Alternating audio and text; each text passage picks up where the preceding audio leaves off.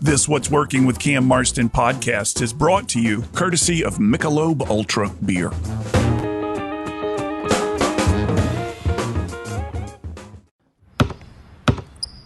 They say consistency is the key to success.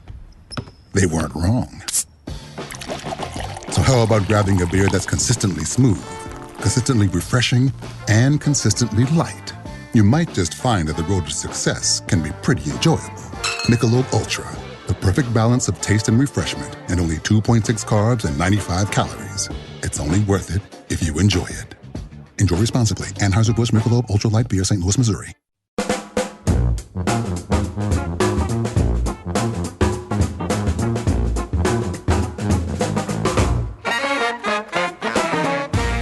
Welcome, everyone, to What's Working. I'm Cam Marston. What's Working is a show designed to bring you the workplace, the workforce, and the marketplace trends shaping the workplace, the workforce, and the marketplace around us. I try to find guests that can speak well of the trends influencing their business, that can talk about them in such a way that you may hear something and you can apply it back to your work, to your family life, to whatever it may be. I want your time spent listening to this show to make you better, just a little bit better at whatever it is that you do. Again, welcome. The Retirement Systems of Alabama is the organization that safeguards and builds the pensions for so many of the state of Alabama employees, not just the state, but the teachers and across the state, many of them reliant upon the Retirement Systems of Alabama, RSA as it's known, to safeguard, as I said, their pensions into their retirement. Back about 50 some odd years ago, a 28-year-old man took over running the Retirement Systems of Alabama. He was, according to the story that you'll hear in a moment, the 161st choice for the job. There was some political squabble between the government and the leadership in government about who to select for this role. And 161 selections later, they landed on a young man from the Midwest. He was identified early as a man of exceptional talent, of exceptional, perhaps, intelligence, and at least knew how to get things done.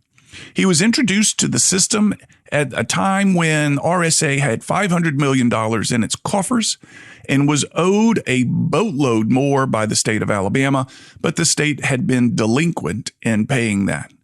And Dr. David Bronner took over the role, and today, nearly 50 years later, remains in that role. That $500 million that was in the account at the time today is worth around $50 billion, making it one of the largest pension systems in the world, one of the top 50 pensions in the world, which is amazing. Along the way, Dr. Bronner took steps to increase the investments, do some very non-traditional things to increase the investments. The one that we in the state of Alabama see most frequently is the Robert Trent Jones Golf Trail, which was built by Dr. Bronner and his team in order to attract tourism to the state, because tourists come in, they don't stress the infrastructure too much, and they leave behind money. And that has been one of them. Another one is 55 Wall Street in New York City, one of the largest office buildings in the world, and owned entirely by the Retirement Systems of Alabama, and, as we'll hear in the show, bought for a song as he saw an opportunity. You're going to meet a remarkable man, and when I began to try to coordinate this interview, it took several months to get the introductions, and I had to move through the chain and present the idea. And when John Thompson, the show's producer, and I stepped out onto the 8th floor at the RSA building in Montgomery, we did it on site, I was greeted by a very kind, interested, helpful man in Dr. Bronner, hand extended, and we shook hands. We sat down in his office and organized what you're about to hear. This, folks, is pretty cool. And I can tell you this man is on top of his game after 50 years in the job. And not only was I come away impressed by him, I like him.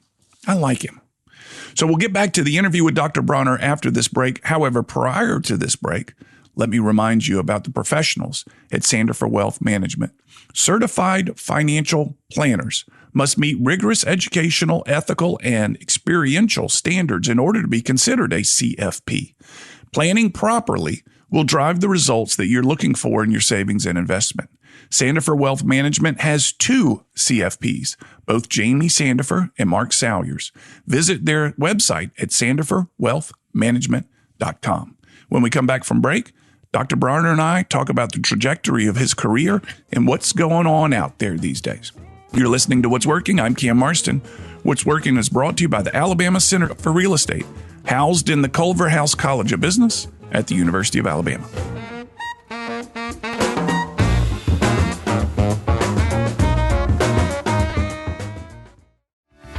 Do you have an industrial or commercial construction project you're ready to make a reality?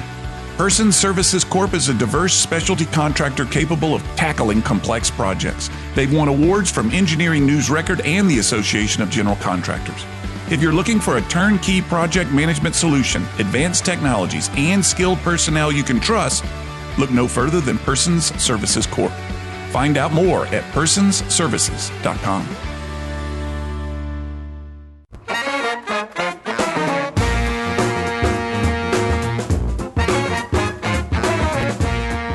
We're back. You're listening to What's Working. I'm Cam Marston. I'm in Dr. David Bronner's office in Montgomery today. This is perhaps one of the more prestigious interviews we've done on What's Working in our 220 some odd episodes, and I'm eager to hear the story of a man who's truly shaped the impression of the state of Alabama through his investments and through his vision. Dr. Bronner, David, welcome to What's Working. Thank you very much. Thank you for the opportunity to be able to talk to you. Well, I'm flattered that you consider this an opportunity. We're grateful. If you would, let's begin by giving us kind of an overview, the trajectory of your career, beginning with your roots in, where is it, Minnesota? No, it's Iowa, isn't it? Cresco, Iowa. Cresco, Iowa. I was born in Cresco, Iowa because the town was the nearest hospital to Minnesota.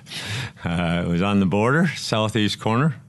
I spent most of my youth in a little town called Austin, Minnesota, which is a meatpacking. It's a famous meatpacking place, Hormel. People think of Hormel, but they really think of Spam. And my father used to say, hell, they're making the Spam tonight because it sure smells.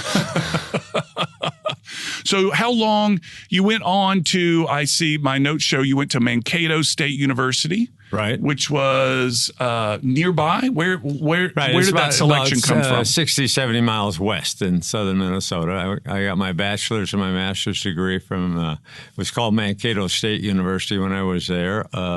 It's now called Minnesota State University. And then I got my PhD in higher education and administration because my faculty supporters were wanting me to be a college president someday.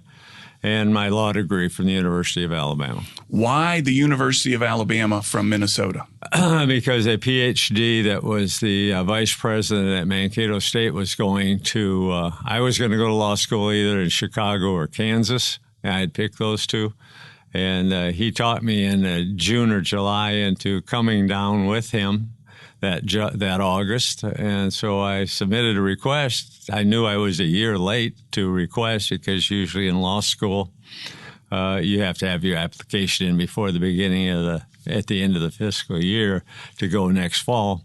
So I went down and had to ask, can I have permission to get in here? And they gave me permission. That's very nice. So when you were a child growing up in the rural parts of Minnesota, rural parts of Iowa, where you were born, what did you want to be when you grew up? Were you wanted to be a fireman like everybody else or a cowboy?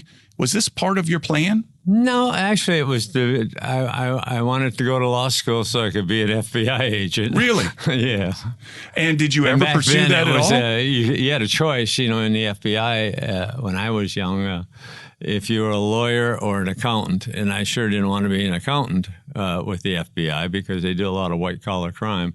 But that was my thing. And actually, one of my closest friends was a FBI member at the in Tuscaloosa, Alabama, who I met when I started law school in the PhD program there. Had you given up on the FBI at that point, or was that still on the radar? Oh, it was just sort of a dream, What do you think about? Is there any tie to your experiences of your father owning a pool hall to what's happened to you today?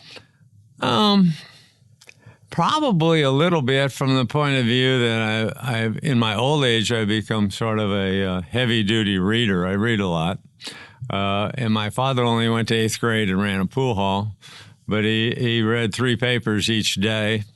And back then, you would watch the Sunday news, and he would watch the Sunday news, but otherwise he was working. So he worked from his pool hall opened at 8 o'clock in the morning for the guys that worked downtown that, worked at the Firestone station or next door or things like that. And he worked until 10 o'clock at night with a 1-hour break when my mother was there. So I got the work ethic from him. If you can go from 8 to 10, 6 days a week, that's pretty strong. You started with RSA in 1973. Correct. Are you still working those hours? No. I mean, I basically, while I'm awake each day, that's all I do. That's what I think about if I'm playing. And you can tell in my golf game, because on the weekends I'll start thinking about 1 or 2 of my projects, and I'll hit a couple good shots, and then it goes into the water or in the weeds, and I go, oh my God, what happened to you? How many rounds of golf are you playing every year? I play usually every Saturday and Sunday. Do you really? Mm-hmm. That's fantastic. Is that your passion, golf, outside of work?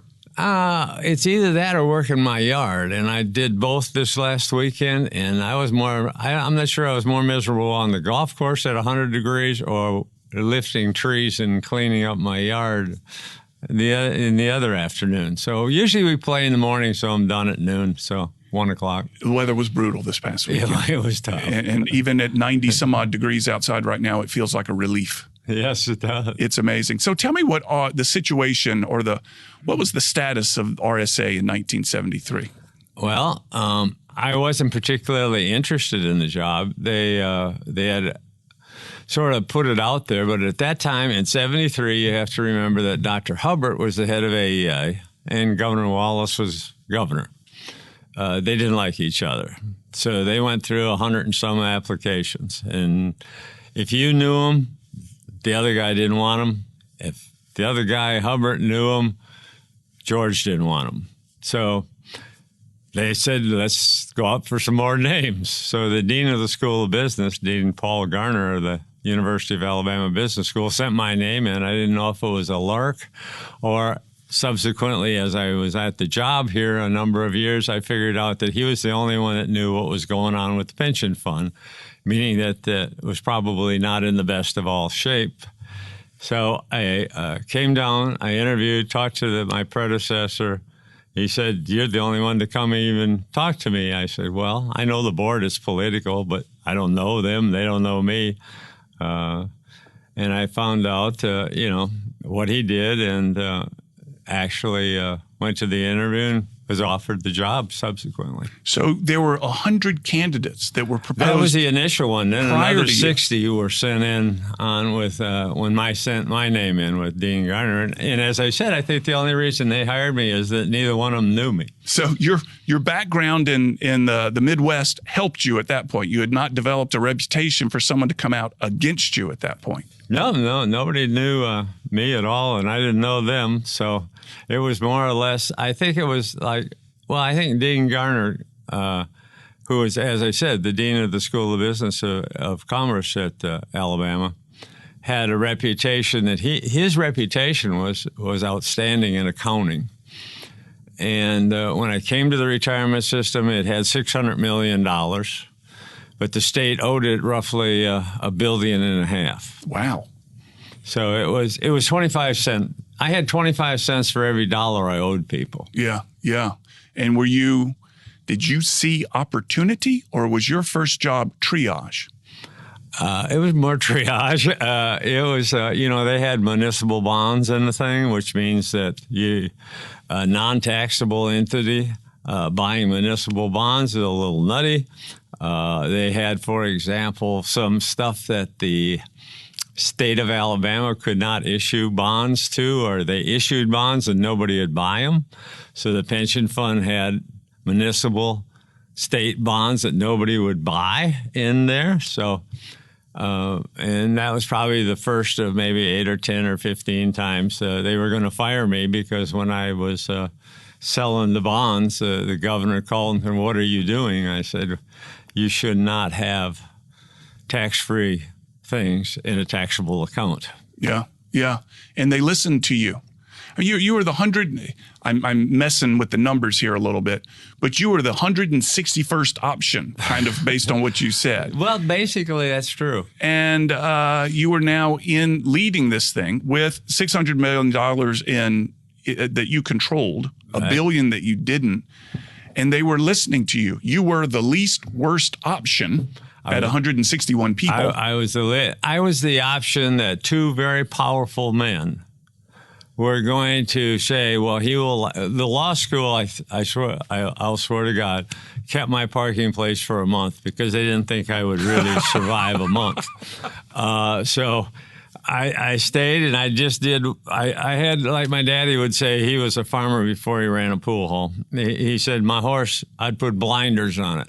That means on the sides, so you're just looking ahead. So I didn't care what Hubbard said. I didn't care what Governor Wallace said. All I cared about is what's good for the pension fund. And was it that attitude that kept you on the job? Did someone have to come in and vouch for you a couple of times? You said the governor's called you from time to time saying, what are you doing? No, he just called in and was upset about me selling some of the state instruments. Yeah.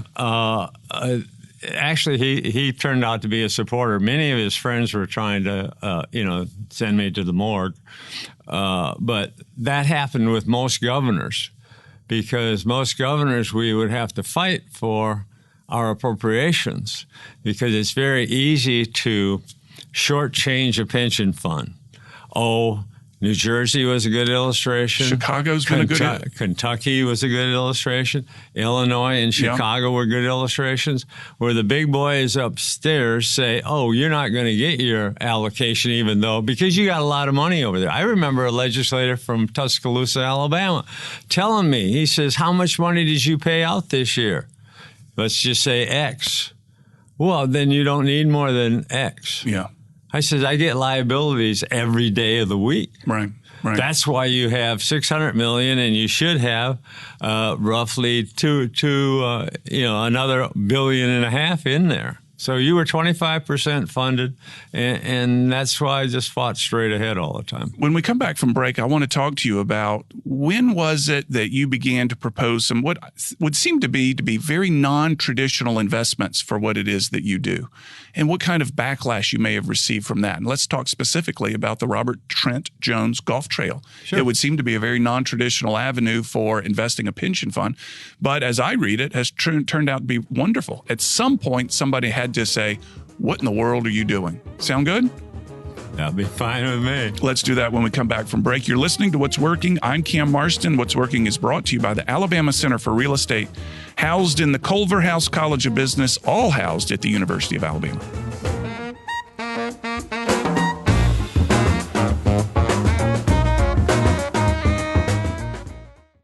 At Bryant Bank, we recognize your time is valuable, and easy, secure access to your finances is essential.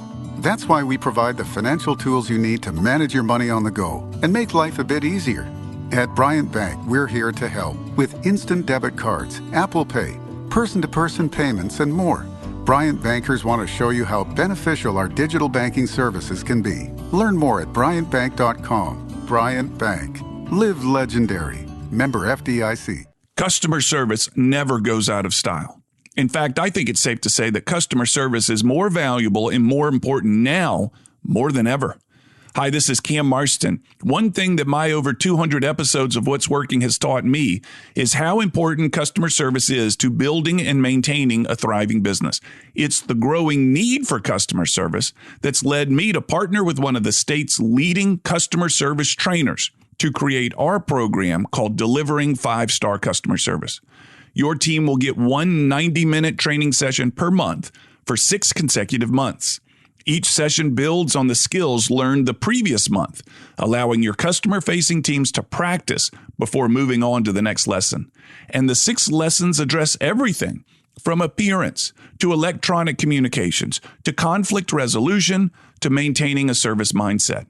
Our program travels and is delivered in person at your workplace, nothing virtual. You simply can't practice the level of the skills this course teaches virtually.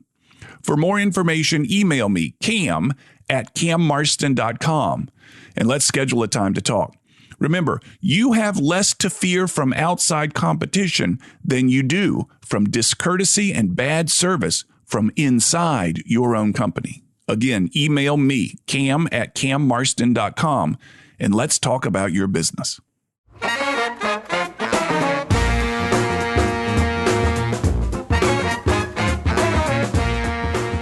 We're back. You're listening to What's Working. I'm Cam Marston. What's Working is brought to you by the Alabama Center for Real Estate at the Culver House College of Business, all housed at the University of Alabama. I'm in Dr. David Bronner's office here in Montgomery, talking to him about the trajectory of his career. Dr. Bronner, tell me about when you proposed the golf courses as a part of the retirement funds. That must have been, what was the vision? What did you think about it? What did someone else think about it? Give me that story. Well, you'd have to look back too far probably for most people's interest, but basically it started from a point of view that a very fancy country club in Birmingham, which I love, and I've played there, and I loved the owner and stuff, but it was when they were going to have a very major tournament in the world, and there were no blacks. And what I found was I was chasing industry in Europe in particular at that time. And it was a sports story, but it was front page sports stories in many countries of the world that went through racism. And in this instance, I was trying to say, okay, I've done my thing for Alabama by then. I mean, this is the 90s that you're talking about, and I've been here since 73. Remembering that I wasn't only supposed to last a month or two, all right? Right. So I said, probably a bad word. And then I said, okay, to hell with the private country clubs. I'm going to build the best trail I can in the world because there's 2 or 3 things that I've noticed over these decades at that time. One is that we get tourists going through Alabama. We don't stop them. We get people that are looking to retire in Florida and Arizona. We don't get them. More importantly, how do you recruit industry? That's what I was doing. I was recruiting industry for Mobile. Ciba Geigy is a good illustration down there. It's a big chemical company. I did, I got the first distribution center in Coleman, Alabama for Walmart, which sort of grew big around the world. But I was in Europe looking at other different companies. And it showed in the sports page all the time that black people are not welcome at Shoal Creek. They changed, thank God. Yeah. But the point being that I'd started the trail because I was basically done with Alabama. Meaning the job that you've been hired to do was now fulfilled. I did. Everything was set up clean. It was neat. It was, we stopped any corruption. We did things like that. But I think it was, I've tried to do my best, and Alabama hasn't changed. And I said, the trail is going to change in one way or the other. Either they're going to run me out of the state, or it might work. And my idea was I wanted tourist money in this state. When we started the trail, tourism in this whole state, including Gulf Shores. Right. Okay, we always talk about Gulf Shores, especially if we're from Mobile. Baldwin County. And it's great. I was there, in the 70s and the 80s. Okay, that's nice. But tourists didn't come to Alabama. And it was only a $1.8 billion industry, which was a lot of money even back in the 90s. Well, today, it's starting to approach $20 billion industry. It's up to 17, 18 billion now. And that tourism had to be stimulated some way. And it had to be, it wasn't easy because just because you build it, they will not come. Give me a break, people. Yeah. If you build it, you better advertise some more. And so I started pushing advertising in. I started buying TV stations. I bought newspapers. So I bought billboard companies. You vertically integrated. Is that the term? You controlled it top to bottom. That's right. I wanted to make sure that people would come. And if I'm in Minnesota or I'm in Ohio, I've heard about Florida golf courses. Sure. I haven't heard squat about Alabama because you basically had a 25, Florida at that time when I started the trail was spending roughly $25 million a year in advertising about Florida. Mm-hmm. We were spending nothing but a couple little old gentlemen and ladies in the tourism department going to a meeting once in a while. Right. Okay.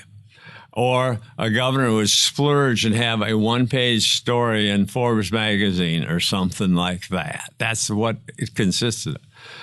By buying the TV stations, I got roughly $30 million a year in free advertising. Yeah. By buying the newspapers, they put in $15 to $20 million a year for advertising. I had a bigger budget than Florida did for advertising. So that's why in that budget and why we did that was to be able to take the idea and move it forward, because it would never move otherwise. You could build it and nobody would hear about it. So your goal was to change the reputation of Alabama through the trail that would get people here. Now, let me say, my father-in-law, back when he was playing a lot more golf, would come here annually. Mm-hmm. And he's from North Carolina and would start in Huntsville and go to Mobile, just like you would ask him to do. Right.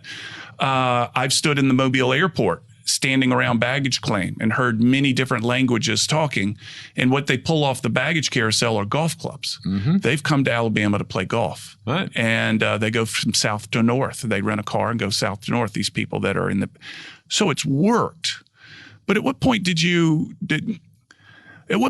say, now my job is turning from shoring up the pension systems for the state of Alabama to changing the reputation of the state of Alabama to the world? It's very simple, because when I started, the state owed me $1.5 billion and I only had $600 million. I have now a payroll today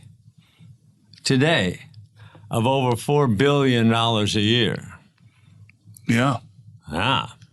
Okay, well, it wouldn't have been too long that there would be no pension fund at all if I hadn't done things that were a little goofy and a little strange. I accepted the fact that the people hated my guts.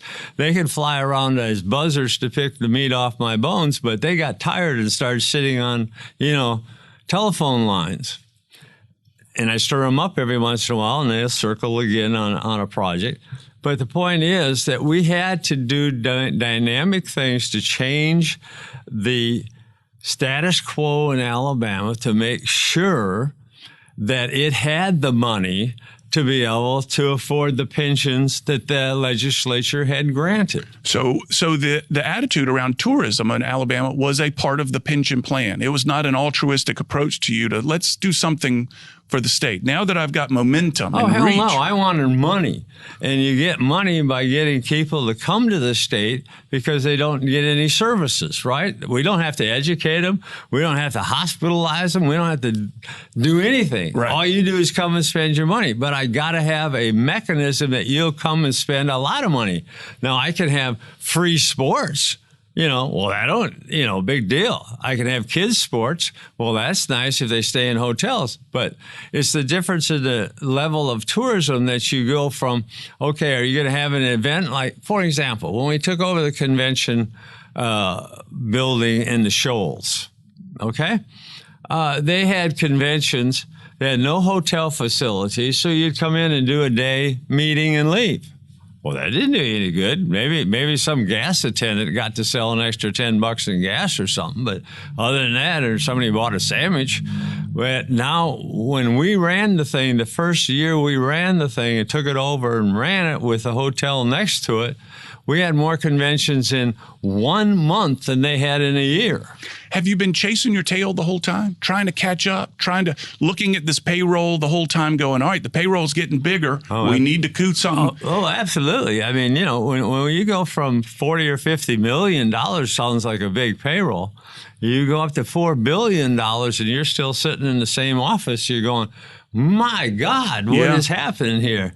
You better look at how you produce revenue. And you produce revenue, and you look at the state now. The state basically has put in the same amount of money for the last 5 or 6 years that it has. It didn't put in any more.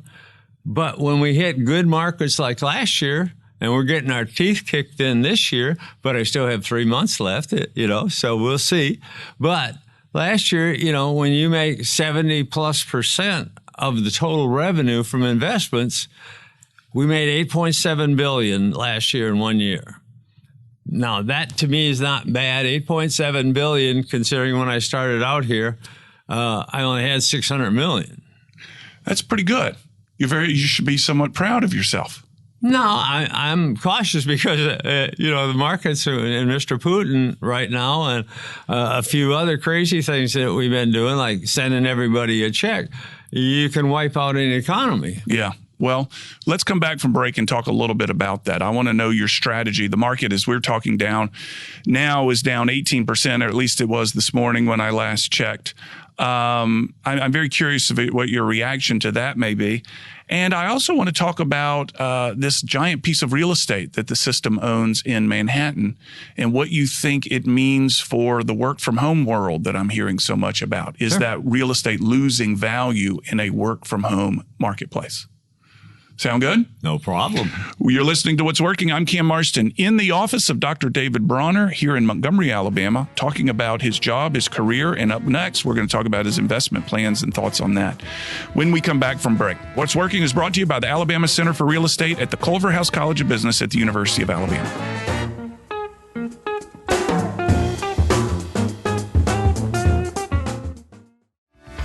Need a trustworthy contractor for your next big project? Person Services Corp has served clients with dedication to safety, quality, and performance since 1978. Headquartered in Mobile, Person Services Corp has offices in 5 southeastern states to meet your project demands, from industrial to commercial to disaster recovery to infrastructure. Person Services Corp has a project management team ready to make your project a success. Find more at personsservices.com.